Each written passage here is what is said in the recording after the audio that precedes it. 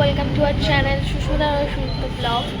তো আমি এখন দোকানে এসেছি, বসে আছে আমি আর সুদীপ্ত। ভাই আসলে তারপর ও আমাকে বাড়িতে দিয়ে আসবে।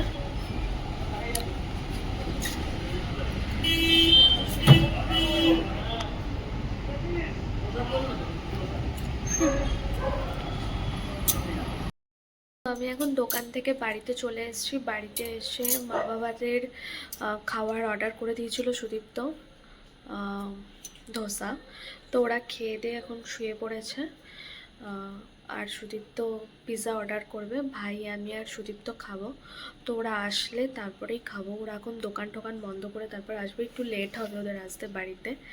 তো ওরা আসলে তারপরেই আমরা খাবো একসাথে। তো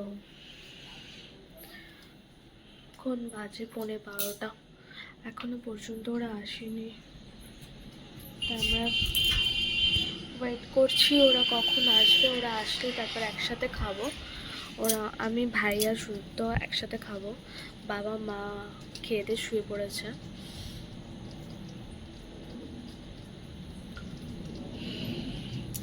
দোকান খোলার পর থেকে ওদের একটু লেট হয় বাড়িতে ঢুকতে, কারণ দোকান টোকান বন্ধ করে আসতে ওদের লেট হয়।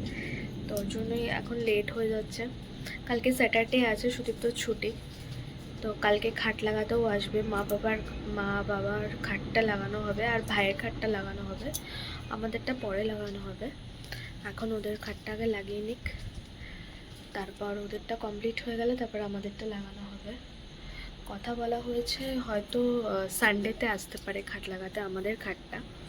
তো দেখা যাক এখন কি হয়। ওদের জন্য ওয়েট করছি, ওরা আসলে তারপর খাবো। আমি এখনো মুখ ধুইনি, জাস্ট ফ্রেশ হয়েছি, জামা টামা এসে ছেড়েছি। গায়ে জল ঢেলে, এতটাই গরম যে গায়ে জল ঢেলে তো আমি জাস্ট ফ্রেশ হয়েছি। এখনো মুখ টুক ধুইনি, একবারে খেয়ে দিয়ে তারপরে মুখ টুক ধোবো, ধুয়ে তারপরে শোবো। ওদের জন্য ওয়েট করছি। রাস্তা পুরো ফাঁকা, একটাও লোক নেই, শুধু গাড়ি ঘোড়া আছে, লরি ঠরি, এছাড়া কোনো লোক নেই রাস্তায়। ওয়েট করছি ওরা কখন আসবে।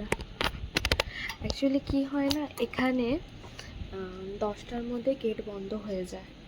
তো গেট বন্ধ হয়ে যায়, যে গার্ড আছে সে 10টার মধ্যে গেট বন্ধ করে দেয়। এরপর যদি যারা আসে তখন নিজেদেরই খুলতে হয়। এবার আমি তো ওই ভলুর ভয়তে যেতে পারি না, ভয় লাগে থেকে, তাই বাবাই যাবে খুলতে। আসলে ওরা ফোন করবে, তারপর বাবা যাবে খুলতে। তো তার জন্যই ওয়েট করছি ওরা কখন আসে। এরকম বলতে বলতে লরিরা আসছে, বুঝতে পারছি। এই রাস্তা দিয়ে বেশিরভাগ লরিই যায়।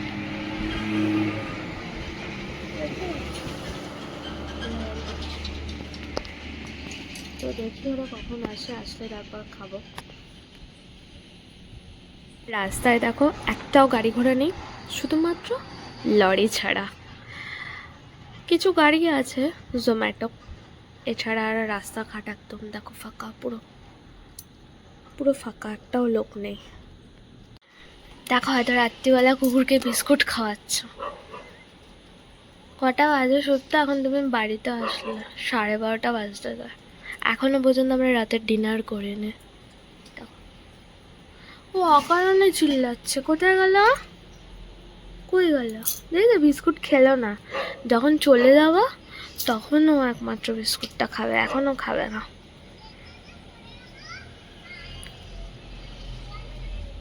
বুঝেছো? আজ হলো নেক্সট ডে। কালকে রাতে ডিনার করে ঘুমিয়ে পড়েছিলাম আর ব্লগ নেওয়া হয়নি। ছিলাম খাট লাগাতে আসবে আজকে, তো সকালবেলায় চলে এসে খাট লাগাতে, উঠে চাটা খেয়ে ব্রেকফাস্ট করে এখনও স্নান করিনি।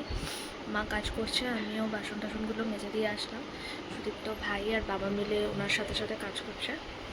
তো আজকে লেট হয়ে যাবে খেতে। বিকালবেলা একটুখানি বড়বাজার যাওয়ার ইচ্ছে আছে জামাই ষষ্ঠীর শপিংয়ের জন্য। তো দেখি কি হয়। টিভির ক্যাবিনেটটা লাগানো হয়ে গেছে দেখো, এবার খাট লাগানো হচ্ছে। এই ঘরে খাট লাগবে, এখন ওই ঘরে লাগানো হচ্ছে। তো চলো দেখো।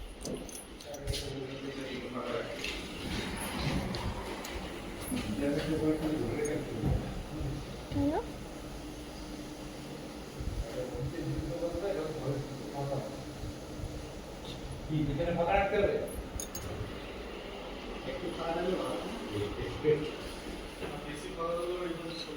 আমার খাটগুলোও লাগানো হবে এগুলো। দেখো মনোযোগ দিয়ে কাজ করছে। ওরা কাজ করছে, আমি এখন স্নান করতে যাবো জলটা কমপ্লিট করে। মা চলে গেছে স্নান করতে। আবার ঘুমানোর ধান্দা করছে ছেলেটা। এদিকে বাবা কত কাজ করছে আর ছেলেটাকে